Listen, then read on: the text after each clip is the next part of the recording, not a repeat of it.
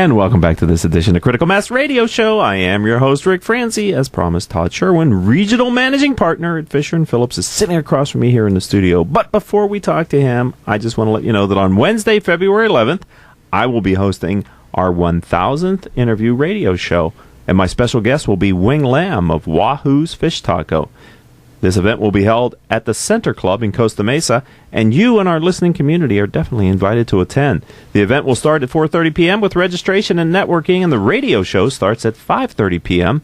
And if you'd like to learn more or maybe register, visit my website, criticalmass4business.com. Right on the homepage, there's a big red register here link. Click on that. It'll take you to our event site, Eventbrite site, and you can register.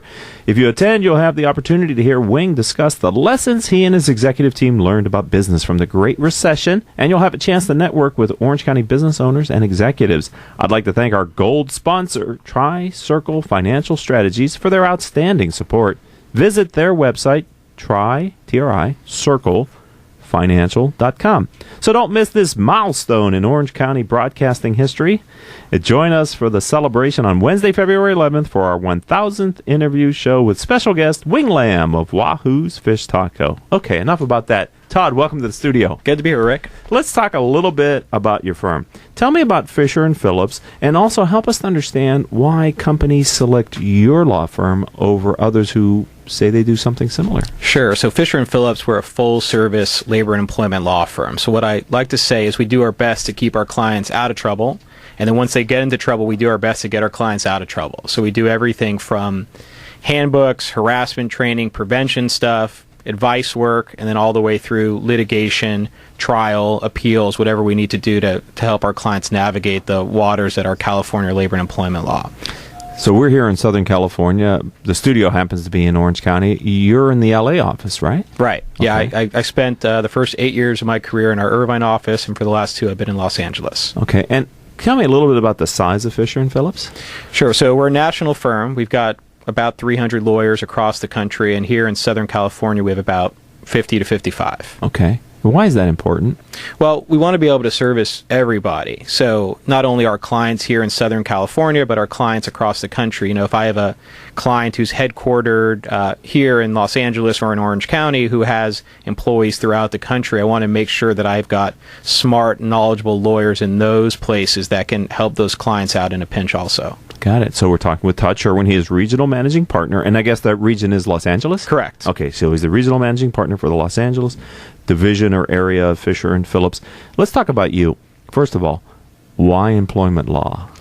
Yeah, the $1 million question, right? So I wish I could have a story that said that I always knew I wanted to be an employment lawyer. I could make one of those up, Sure. but that wouldn't be me. So, you know, I grew up never thinking that I was going to be anything but a professional baseball player. Okay. And I get the big joke I always get is, so when did you realize you weren't going to be a professional baseball player? And I look at my watch and say, what do you mean realize?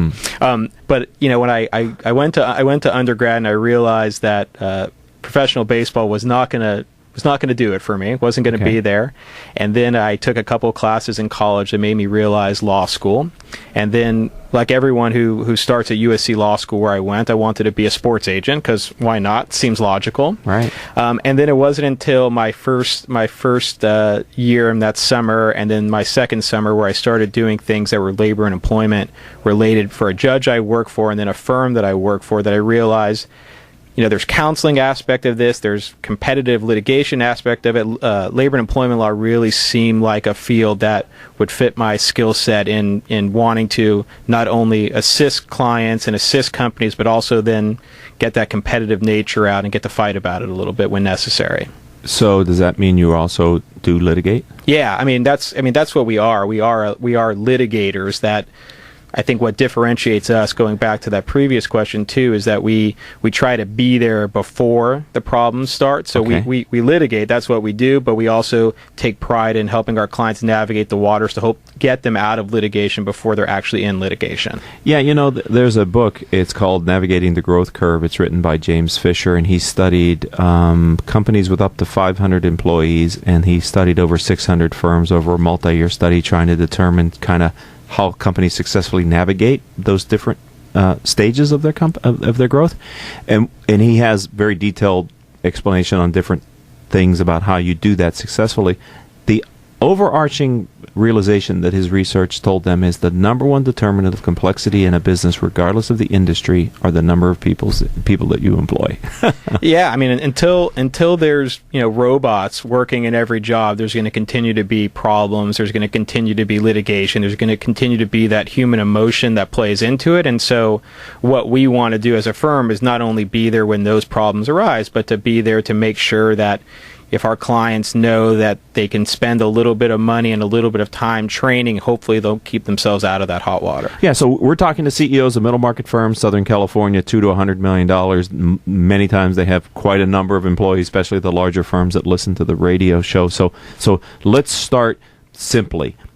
What are the couple things that the CEO should talk to their HR department about tomorrow morning to make sure they're avoiding potential pitfalls as it relates to their employee relations? Yeah, so employee relations are always a big issue, right? The cases that are always going to be there are those harassment, discrimination, retaliation cases. So I think what HR folks and HR directors need to focus on from the beginning are policies and procedures and handbooks, making sure you have a strong handbook, making sure that your managers are trained appropriately and properly on what to do if you get a complaint, what to do if somebody requests time off, what to do if somebody complains that somebody else is bothering them. And most HR people are busy. I mean, they're all busy. We're all busy. Right. And there's just a lot that needs to go into that training and that culture and trying to figure out what we need to do to make sure that our employees know what to do if there's a problem and has an HR department that knows how to handle those sorts of issues. And quite frankly, when you get past that employee relations harassment stuff, what I talk with my clients about all the time, your strongest HR person is going to really know wage and hour law, particularly in California, because that's what's going to keep you out of trouble. Wage and hour? Give us a little bit more on wage and hour. Sure. So what I mean by wage and hour... This is exciting stuff, ladies and gentlemen. Yeah, I mean, what I mean by wage and hour is the one thing that's going to most likely get you sued as a company in California are issues relating to overtime. Right. The way you pay your employees, the way you provide things like meal periods and rest periods, and now, a relatively new law in California, cool down periods for your employees who work outside. So you've got these issues that are so nuanced and so much minutia that even if your HR person is top notch, he or she is not going to know all of that because we do that for a living. We study these laws, we study these changes, and we barely are able to keep up with it. So I would say that the most important thing that your HR folks should focus on are making sure that you're compliant with your policies when it comes to things like overtime in California and meal periods and rest periods and what needs to go on your pay stubs. The stuff sounds ridiculous to talk about, but that's what's really going to get companies. It continues to get companies in trouble here in California. It seems in this area of employment law, and I'm talking with Todd Scherwin, he is the regional managing partner at Fisher Phillips, is that it's counterintuitive. You have this employee who says, boss, I'm going to work through my break. I don't need to take a lunch. We're on deadline. I know I really want to win this piece of business, so just let me grind it out. And you go, oh, champ, you're the kind of, and then, oh, lo and behold, yeah, and it's never you're breaking the law. Yeah, and it's never until those folks, well, typically not until those folks get terminated or leave, because that guy's never going to sue me. He's like a son to me. I mean, that's the things I hear from my clients all the time. Well, one bad thing happens, and they go to a lawyer and say, I was wrongfully terminated, I was treated properly, and the lawyer on the other side goes, yeah, that's fine. Let me see your pay stubs. Let me see the policies, because that's where the real money is for the other side. Unfortunately, are these nuances that are technical violations that they don't even need to prove because they're on the face of the policies themselves or on the pay stubs in some cases. Right. And so what I hear you saying, Todd Scherwin of Fisher Phillips, is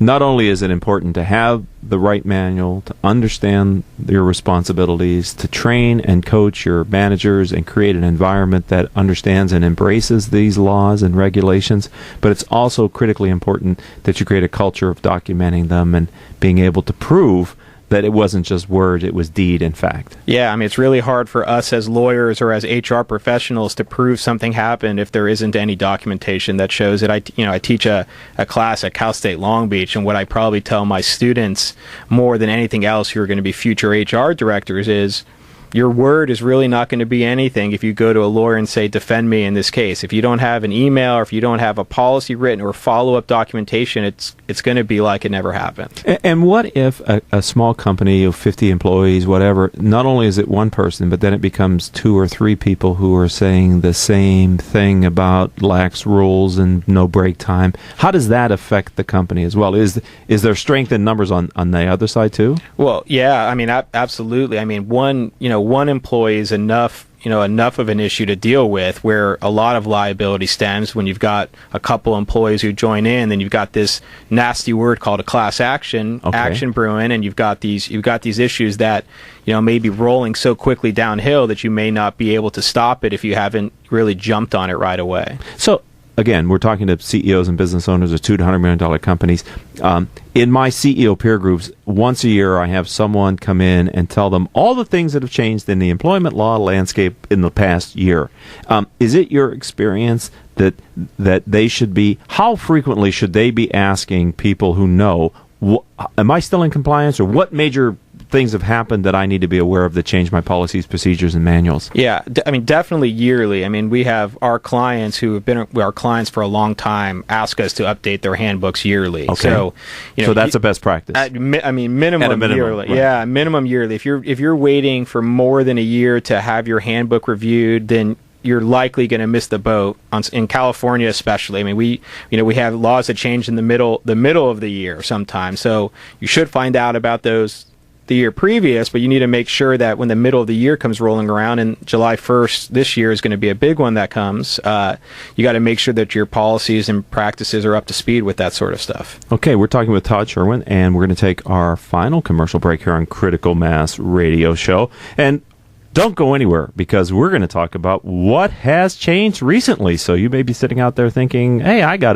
this dialed in, and I hope you do. Honestly, I do. But just in case, let's spend a few minutes after the break and look at the new things that have happened in employment law in California after these words from our sponsors.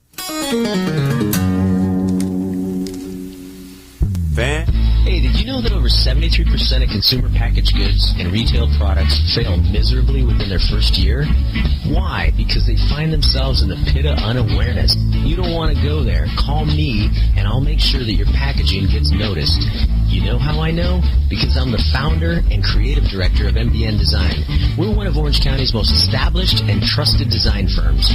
With over 20 years of experience, I can ensure that your brand will always stay new.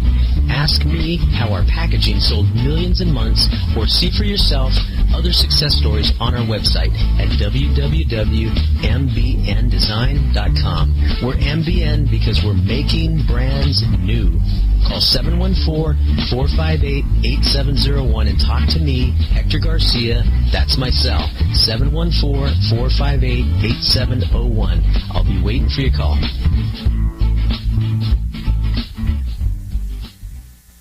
Richard Franzi is the author of 2 popular business books for CEOs. His first book, Critical Mass, The 10 Explosive Powers of CEO Peer Groups, was the first book ever written on the secret value of CEO peer groups. His second book, now with newly updated information, is Critical Mass, The Power of CEO Guiding Principles. Richard's books contain powerful information to help CEOs running middle-market companies gain valuable insight to improve their decision-making skills. Richard's books are available as paperbacks or Kindle versions from Amazon.com. To find them, type Richard Franzi in the search box. Successfully navigating the changing world of public relations and digital marketing requires an experienced, tenacious, yet gracious team. In business for more than 20 years, Orange County-based T & Company delivers big agency results with personalized service. For more information, call us at 714-536-8407 or visit us online at tandco.me.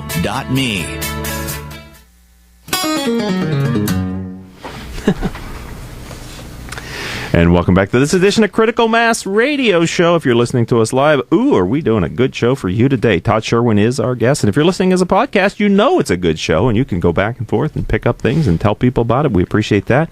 You could find us on iTunes if you're listening live and you're not currently getting us a podcast. Stitcher, Spreaker, hundreds of business websites where we've had their CEO or principal on our show, and they put his or her interview on their website. Many different podcasting partners. We get about 16,000 downloads each month of the various shows that we do. Would love to have you become a part of our community and regularly listen, because the kind of content we're developing here is exactly for CEOs who lead middle market firms. Todd Scherwin is regional managing partner with Fisher Phillips, and before the break, Todd, I said I was going to ask you just to kind of highlight some of the recent changes in California law. Yeah, by far the biggest is the law that's going to take effect July 1st of this year, which is the paid sick leave law. So now every employee in California, regardless of the size of the company, is going to be entitled to accrue or be given paid sick leave. So it's not a matter of, well, I only have 5 employees who have to do this, or I only have 50 employees who have to do this. Every employer in California is going to have to provide not just sick leave, but paid sick leave. How much? Well, so that's what we don't have enough time to talk about that really. Oh, the subtleties of employment law. But it's going to be the easy way to think about it is 3 days of paid sick leave, or they have to be able to accrue it at the rate of 1 hour of paid sick leave for every 30 hours work. So okay. Ridiculously nuanced, should be a lot simpler than it is, and for something as basic as that, the amount of hours we've spent as a law firm and as lawyers speaking to clients about it is exhausting, because the law is not nearly as easy as it should have been. What was it before? I mean, who was entitled to paid sick leave before? In California, nobody. Okay. Yeah, I mean, wow. There are certain jurisdictions. San Francisco's had a paid sick leave law for a while, but in the state of California, if a company wanted to give sick leave, they could, but now every company, regardless of size, has to provide it. Okay, so this is totally off script, but how does a law... I don't have a position on this. I'm just listening to learn and asking the question. How does a law like this get started and get enacted then? Who's the energy behind it? Yeah, so you've got people in the state assembly, probably folks, I can't remember exactly who started championing this anyway, one. I'm not going to say that anyway, but folks who were responsible for pushing these things in certain cities like San Francisco go, you know what, this is a great idea. We should provide it for a state. And it probably is. I mean, I hope I don't get in trouble with my clients here, but it's not a bad idea to have paid sick leave. It's just really difficult to be enforcing it and trying to implement it the way the state is forcing employers to do it. Todd Scherwin is our guest. He's regional managing partner with Fisher Phillips. And so from my perspective, working with CEOs of middle market firms, many times it is the implementation and the rules and the regulations that are more concerning and cause more consternation than the fact of the law, which I think you just made a point on, right? I mean, at some level, they're good people. They want to take care of their employees. They understand that they should do something like this. Many maybe already do it anyway because they just wanted to do it. But now, not only doing the right thing, now they have to make sure they're not doing it the wrong way. Yeah, because there are companies out there, plenty of companies out there who have a policy that says, we're going to accrue 5 days of paid sick leave a year, or 5 days of paid time off a year, and that's more than 3. We all know that 5 is more than 3, but the problem is if that's your policy, that policy now, even though 5 is more than 3, is not going to be compliant with the law because of the nuances in the law. And these are the kind of things that I think cause people to just get angry with all of it. Right? I'm just shutting down. I'm going to leave California. Or this is just madness, and now it costs me more money. It costs me money in my time because I don't understand it, and I have to learn how to understand it just to protect myself. And many times there are agencies that become aggressive in instituting these regulations for no other reason than they're seem to be convoluted and confusing. Right, and there's money to be made, not to sound like I'm ripping on the other side, but there's easy money to be made by some lawyers on the other side. And so even if you have a company that provides 3 paid sick leave days and you're trying to follow the law, because the law also requires you to put that on a document like a pay stub, so you can do everything right in the law, but you don't put that on the pay stub, that's where there will be lawsuits and litigation the next year or two, because that's what people will be suing about, because it's going to be a technical violation of the law. Right. So do you ever find, and I'm talking with Todd Scherwin, he's regional managing partner at Fisher & Phillips, that your clients who love you normally get mad at you when you bring them this kind of stuff to deal with? Yeah, I always try to say I didn't write it. I'm just trying to help you interpret it. But yeah, it's constant frustration to have to deal with, and try to have a sense of humor about it and try to lead them through those waters and give them not only what the law says but the real practical advice. Here, forget what the law says. This is what the law says, but let me tell you the best way to implement this. Right, and the onus is really on you guys in your firm to really understand these changes. Yeah, right? I mean, you got to interpret this for people and be right. Well, and we've been getting questions about this law since it passed, for example. It doesn't really take effect till July 1st. And so people ask us these questions, and we do our best to interpret and give answers about it. But at the end of the day, we say, well, here's our best interpretation of it. Here's what we think. But we certainly can't be for sure because nobody's fought over it yet. Right. There's no precedent or whatever the right term is. That's right. Plus, sometimes laws get passed and the formal regulations on how it's going to be implemented aren't fully fleshed out yet? It's exactly right. And this is going to be a prime example because there are a lot of holes in this law that until maybe the Department of Labor Standards Enforcement in California or somebody else interprets it and issues some sort of clarification, we may just be left guessing. Right, and somebody may be the lucky person who helps to actually finish out the regulations by example. That's right, unfortunately. Yeah, that's right. I don't mean to laugh at that. That's a very serious issue. Anything else that our business owners should know about? Yeah, I mean that's the big one that everyone's spending a lot of time on. I mean, another one that passed is that in California for companies that have 50 or more employees, you have to have sexual harassment training. That's been around for a while. Now there's a new anti-bullying component that has to be added to this sexual harassment discrimination prevention training. Wow. That just sounds really difficult to figure out what is and what isn't. And right now there is no law in California that says bullying is illegal. There's no anti-bullying law. I mean, we can see that's on the horizon with this new law passing saying you need to train your managers on it. So, I mean, we use this as an opportunity to talk to our clients about what's on the horizon. So today, you have to train your managers on what this conduct, this abusive bullying conduct is. You better be ready for tomorrow or a couple years from now where this is actually going to be illegal. And once it's illegal, I mean, the litigation is just going to skyrocket. Well, we don't have time to really dig into this, and I kind of wish we did because as you're talking, I'm thinking, well, what about social media? Because a lot of bullying happens for teens, etc., on social media. Is this law going to encompass employees' social media? I mean, where does this... How far-reaching could this be? I mean, it will encompass social media because the litigation and the laws that are out there dealing with what constitutes protected activity already includes social media. So bullying and harassment will definitely include social media. You'll have to come back. I'll be here. All right. So, Todd Scherwin, if someone wants to learn more about Fisher & Phillips because they thought, I thought I was okay, but now I'm uncomfortable, how do they find your brand online? Yeah, so we are www.laborlawyers.com. We are smart enough to steal that website however many years ago we got it. And then my email address is T and my last name, SCHERWIN, at laborlawyers.com.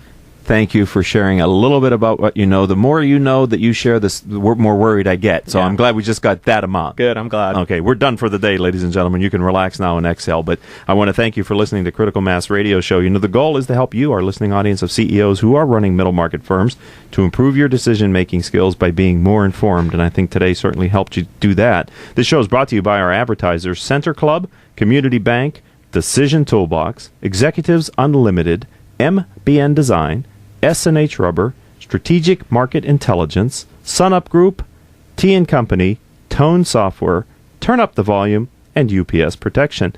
I'd like to invite you to attend our 1000th interview with special guest Wing Lam. Go to our website. You'll be able to see information on our advertisers and sponsors for the program, as well as information on the radio show that we're doing live next week. If you want to follow me on LinkedIn, I'm Rick Franzi. My Twitter handle is CEO Peer Groups. And in your podcasting software, type in these 4 words, Critical Mass Radio Show, and you'll get our regular updates. Until our next show, I hope all of your business decisions will move your company in a positive direction.